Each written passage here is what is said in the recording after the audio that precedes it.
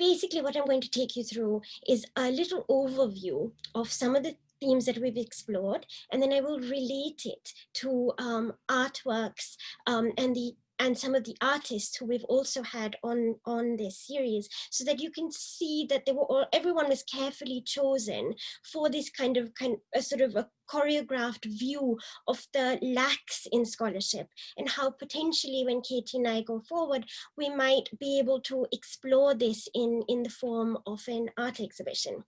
So over here, it's called Nabobs, Nature and Nationalism. And here we have Clive of India, who we've discussed somewhat ad nauseum. But then on the right, for my screen, we have Nikhil Chopra, who did come to us on the program as well. And I just thought that was a funny place to start. So two people sort of dressing up for their power. But in Nikhil's case, there's always a sort of sense of irony about that dressing up. And it's very camp, which is not something that I think anyone has accused Clive of India of being, but maybe I'm wrong.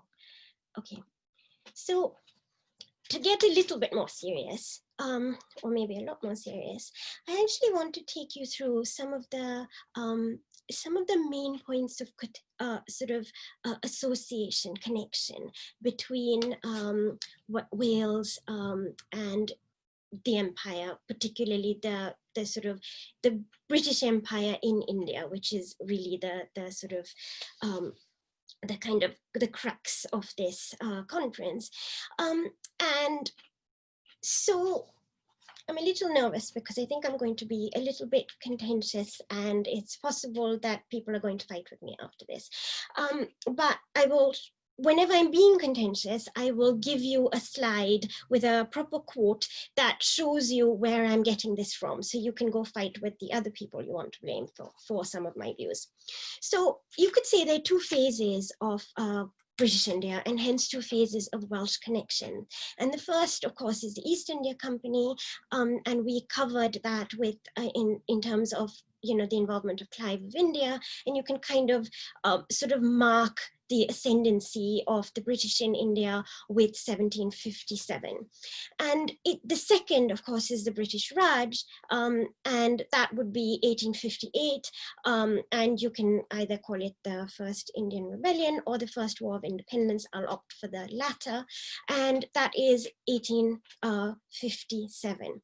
Okay, so the point is that when you're talking about Wales's potential involvement with the sort of British Empire in India, most of the focus has been on the second. I mean, it's not like there's been that much Wales-centered focus, which is the whole argument. But even when it has been there, it's usually been concentrating on the second phase of empire. So the phase that comes with the British Raj. And there are a number of reasons for this. I'm going to show you my next slide, which actually talks about the kind of rationale behind it. Okay, so as things stand, while the first is often being ignored, the second gets more focus, and I would argue in a slightly skewed way. Now, H.V. Bowen, who I'll show you his really important edited volume, argues that this is partly because of what both both how imperial history is taught in Britain per se, but also the way in which it's taught in Wales itself. And he sort of notes that,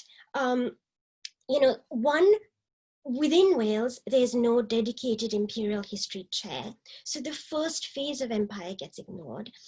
And secondly, and this is the slightly more contentious line, is the whole idea that Wales is in some way England's colony. And this is really what I want to investigate a little bit with this paper, and then relate it to the art. And I'll come to a conclusion that isn't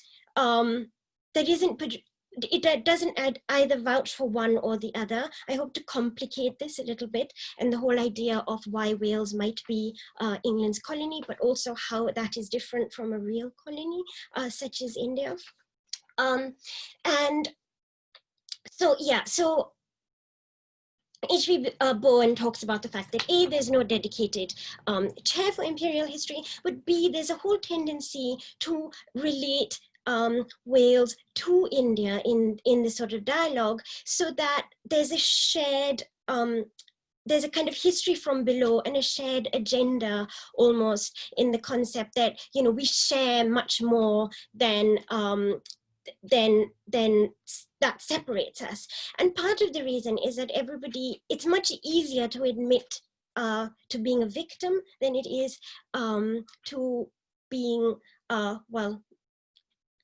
from the position of a victor and an oppressor. And so it's easier to make the kind of linkages which allow for, narratives that show Indian Wales in a similar kind of colonial light. So the big bad becomes England in that equation. I'm now going to be very naughty and read out from Daniel Williams's paper, which can be found online. And this is what Daniel says about the Nehruvian connection and Aneurin Bevan. So Aneurin Bevan is a very important political figure in England. He is actually responsible as for the NHS being set up. He's also quite obviously Welsh. And so there's this lovely quote that shows the equivalences of cultural trajectories.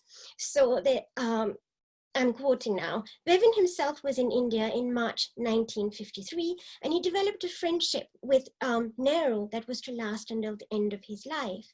During his first visit to India, Bevan asked to be taken to see the Himalayas. He noted that, and now this is a quote from Bevan himself, as the peaks of the Himalayas unfolded their chaste loveliness before us, I was almost seduced from my allegiance to my favorite view of the Black Mountains and the Brecon Beacons. And this is obviously Wales. And so I've given you a little comparison here, because they're weirdly similar, of Cuffin Williams on the top and his view of mountains.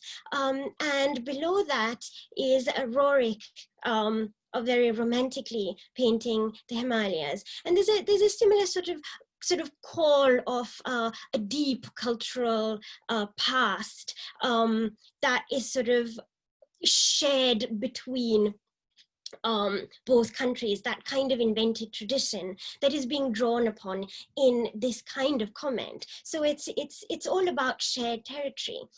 However, a little bit of what I'm investigating here is that the fact that this dialogue is a lot more complicated, and one can't quite view Wales as a victim in the same way. So what we can do is that we can look at each single encounter that I'm going to be showing you and show how the fact that the person involved in this kind of encounter was Welsh actually impacted and complicated that particular relationship, so that it wasn't simply one of power, and it was also perhaps more giving and more forgiving than it would have been if the person involved had not been a Welsh educator in that circumstance. So this is a really important book if you ever want to get it, Wales and the British Overseas Empire. And it's not just me saying that there's a whole gap in scholarship, but this is basically what Bowen argues as well, and through the various collected essays. So there were two related arguments, despite the sort of despite this lack of scholarship, there's also an acknowledgement that actually, Wales's involvement within the empire needs to be acknowledged because it was important to it. So Glynn Williams had two related arguments: the importance of the idea of Britishness, which ultimately derived from Welsh sources. This is something I am not going into here, but he actually talks about the fact that the very notion of a British Empire, that term, is actually coined by a Welsh person, John Dee. And of course, it's not a term that's coined to talk about India at all. It's actually to do with a certain right that Britain supposedly has to other colonies, based on a legend. So it's weird that the entire terminology of British Empire, that concept, is actually a Welsh person who sort of coins it. But secondly, and this is the bit that is really interesting here, is the centrality of Wales in the British Empire. Okay, and how is it actually central, and why is it that I'm saying that even the first part during the East India Company is central, is because by the end of the 18th century, you find that Wales has a huge, South Wales in particular, and particularly Swansea, becomes a thriving industrial port town during the second half of the 18th century. And there's a huge economic impact that the empire and India is having on the development of industrial Wales. So whether one wants to acknowledge the fact or not, it's there. So I'm going to give you a little quote from the Bowen book, which says, "The economy of Wales revolved around its imperial connections. From the 18th century proto-industrial wool destined for the backs of slaves and soldiers to 19th century minerals, iron, copper, slate, and coal, which were all heavily global in orientation." The Glynn Vivians made their money through coal. So, I mean, that in itself is a sort of, as an inroad as to how important Swansea was to this kind of mission. And the Bowen book continues, finally, it was this centrality in empire which produced the prominence of Welsh politicians in government in the early 20th century, notably Lloyd George's ascent to the top of the greasy pole. This was unthinkable without the prominence given to Wales by the South Wales coal industry. So the whole argument here is that, whether admitted or not, there was an 18th and 19th century Welsh inroad into the British Empire, and that this inroad was such that one can't quite stand apart and say there's no colonial guilt to be borne at all.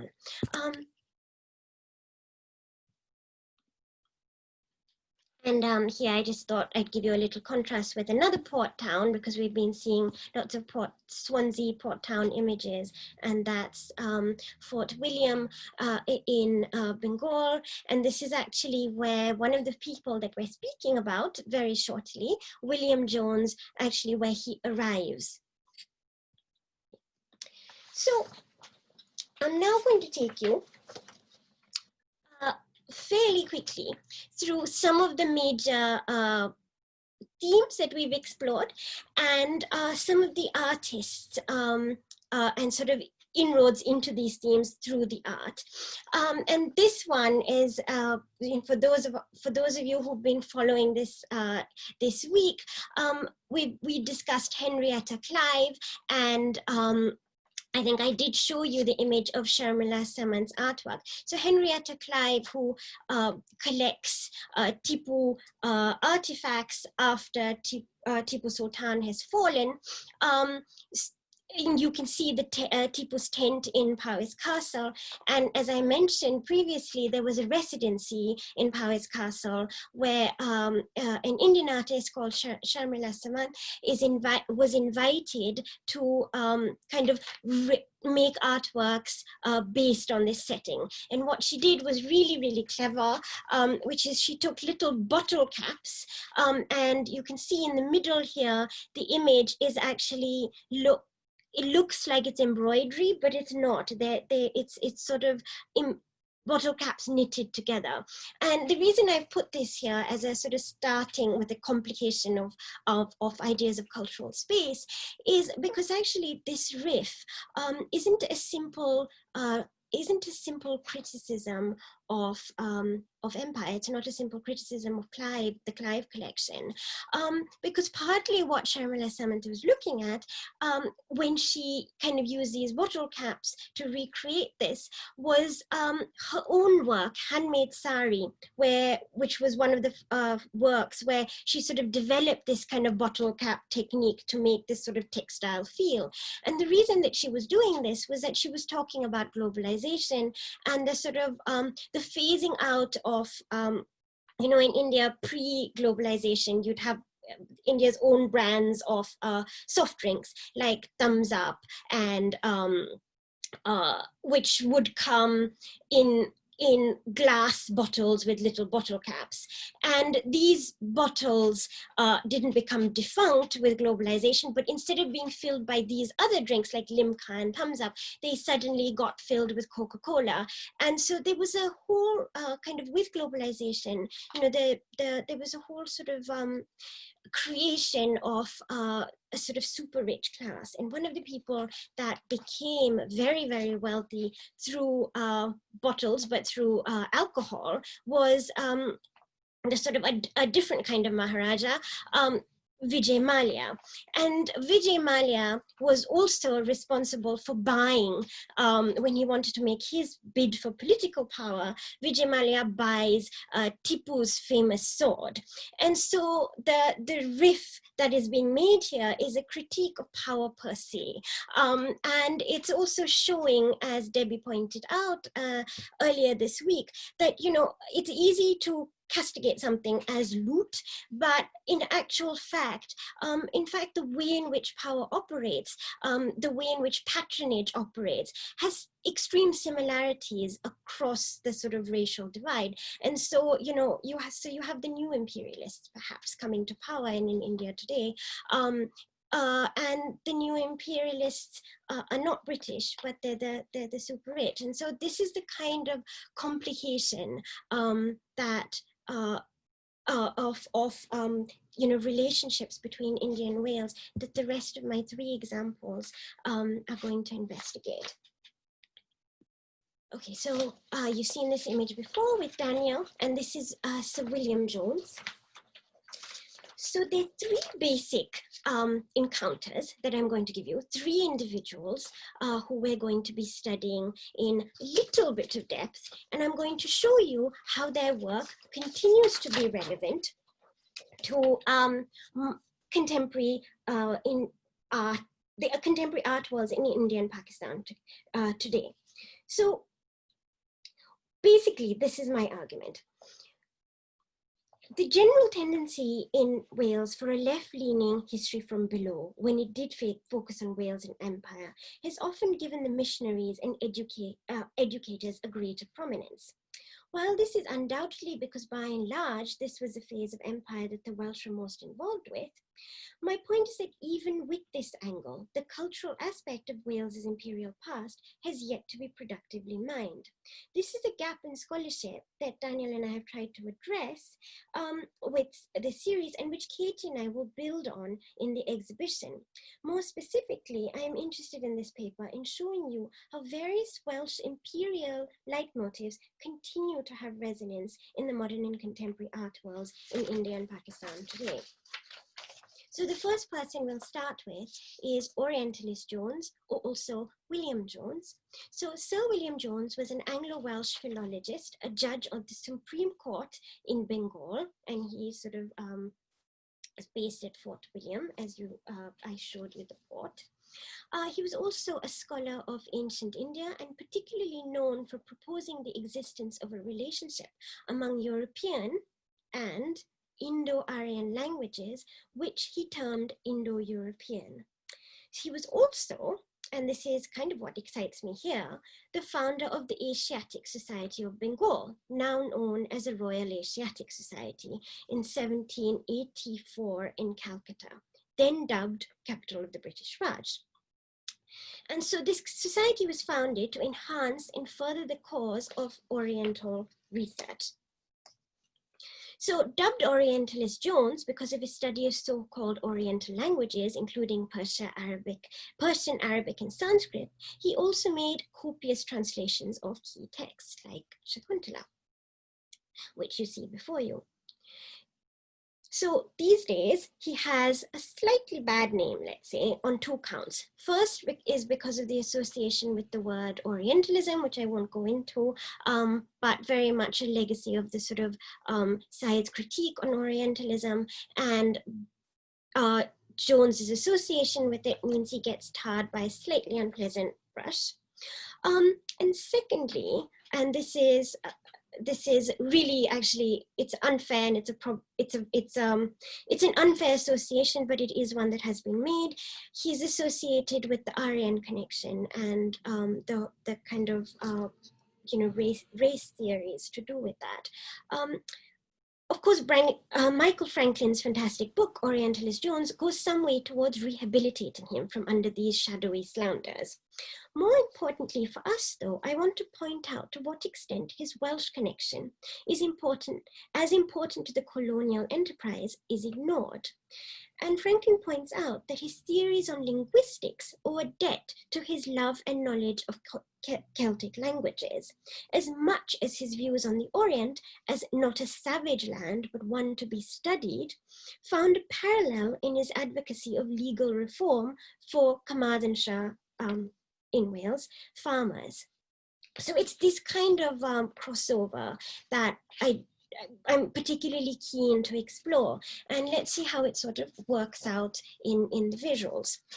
Okay, so quite personally, I am very interested in his activities as part of the Royal Asiatic Society and his study of botany, or actually not even his study, but his wife's study.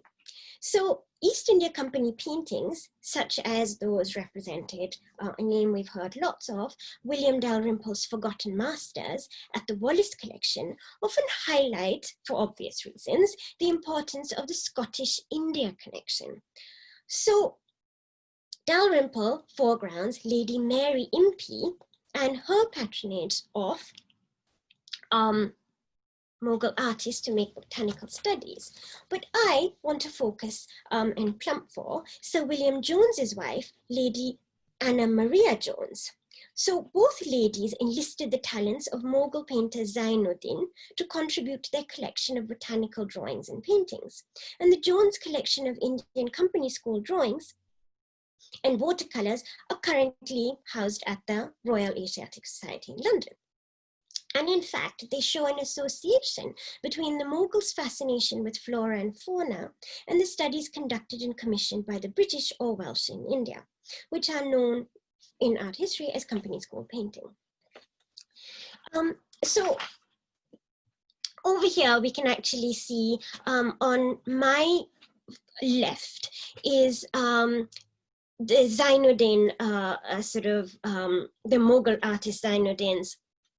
He was trained in the Mughal tradition, and you can see his very beautiful sort of pictures of flora and the sort of plant life. And on the left, on my left, you can see Lady Jones's drawing of frangipani plant, which isn't quite as nice, but this collection that sort of William Jones sort of builds up is with his wife is something that contains both her drawings as well and sort of a more collaborative element with the Mughal artist. And there was something that I actually wanted to point out over here, which is that, you know, a lot of scholarship focusing on the company school painting era, including someone like Mildred Archer, talks very strongly about the European influence on company school painting, and which is responsible supposedly for the three-dimensional character of the drawings.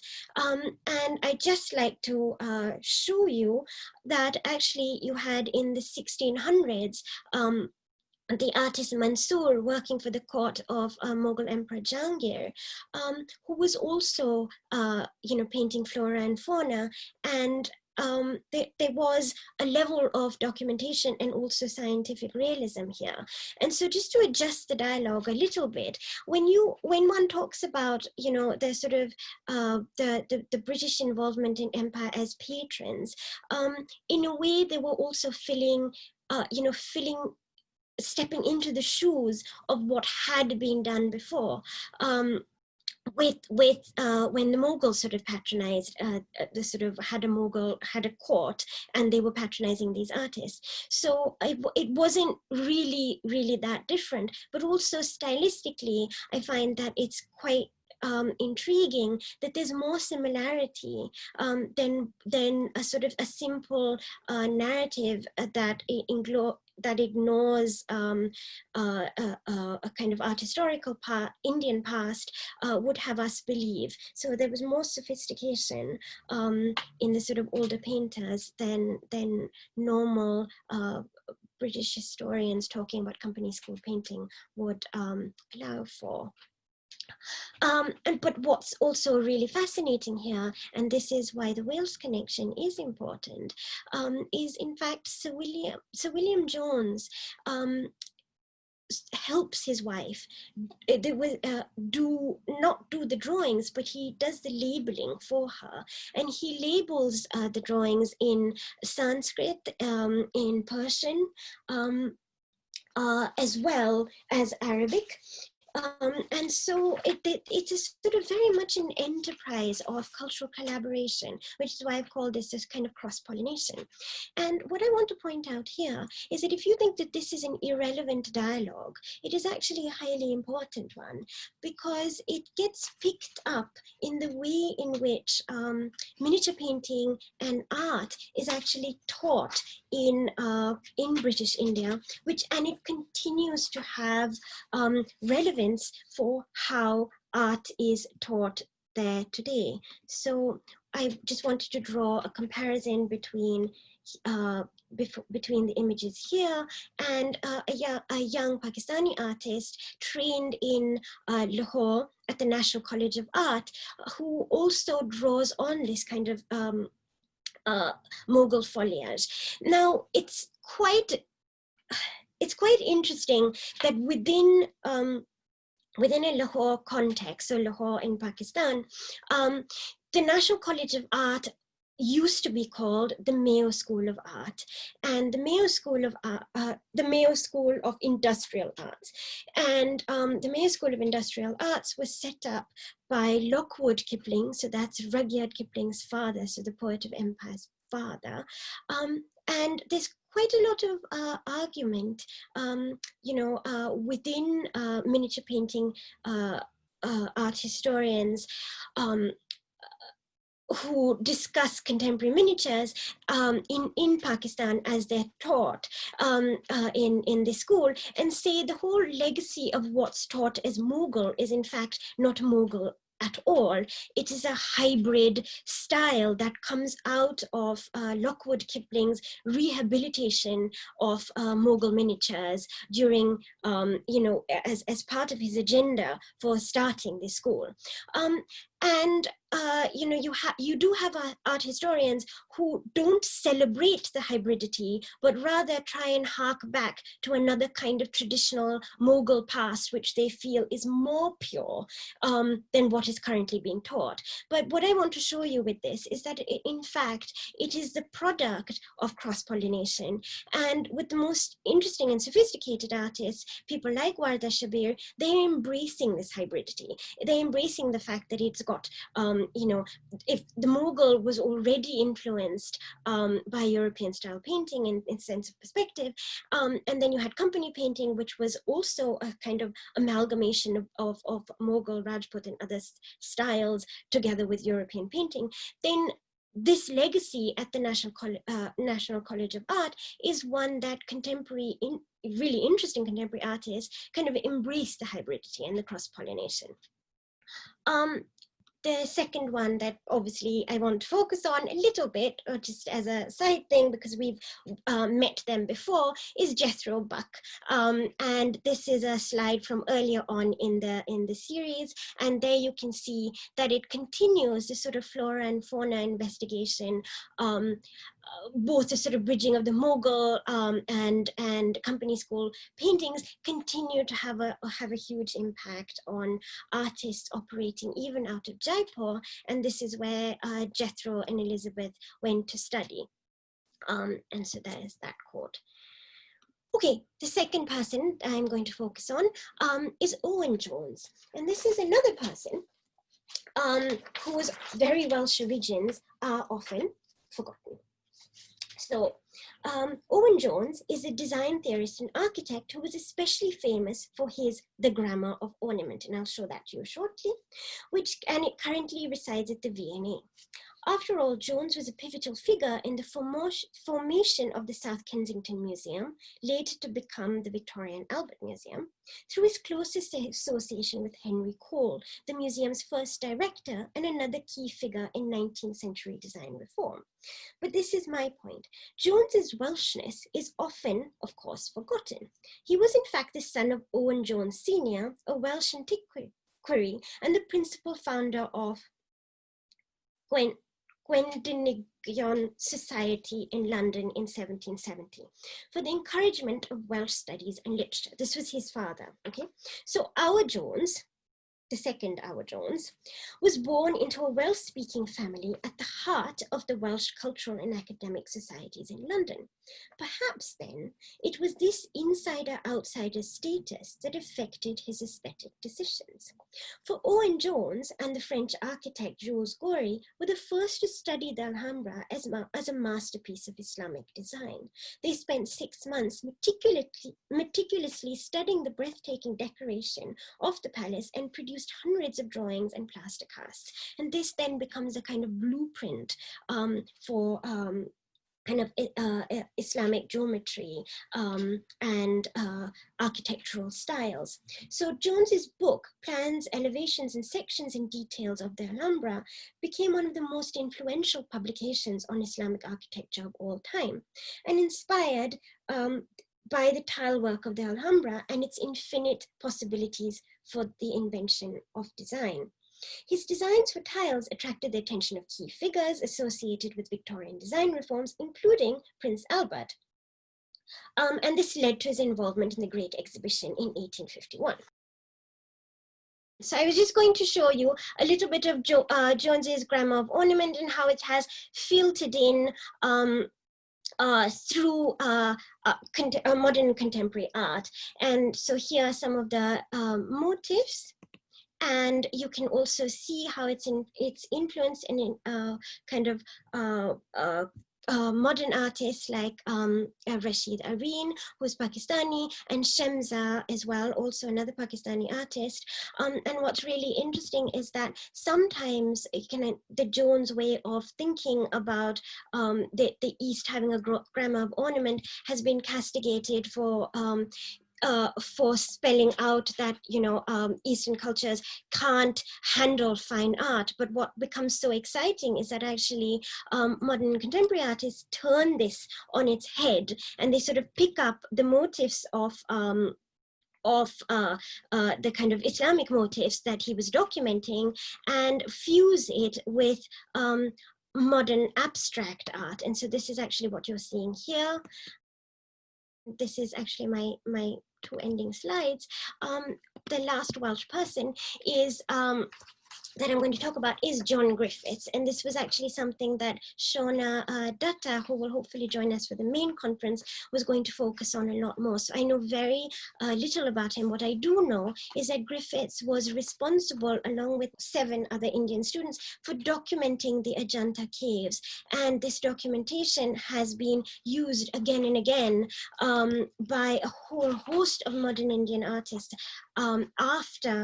after him, for whom it became absolutely seminal. So from Amrita Shai Gill, the sort of birth of modern Indian art, all the way to the Nandalal Bose, who is also responsible for doing the illustrations for the Constitution of India. So just to conclude that what I'm arguing is that the Welsh-India connection highlights the tangled, complicated relationship between empire and the subcontinent. While it may not be correct to say Wales was England's colony in the same way as India was a British colony, there are similarities, and the Welsh involvement in the imperial enterprise as unequal subjects within a British Union, who often had to argue for their own status within it, complicates easy readings of imperial subjects in both regions. In other words, Wales and South Asia have more in common than British history has wanted to acknowledge so far.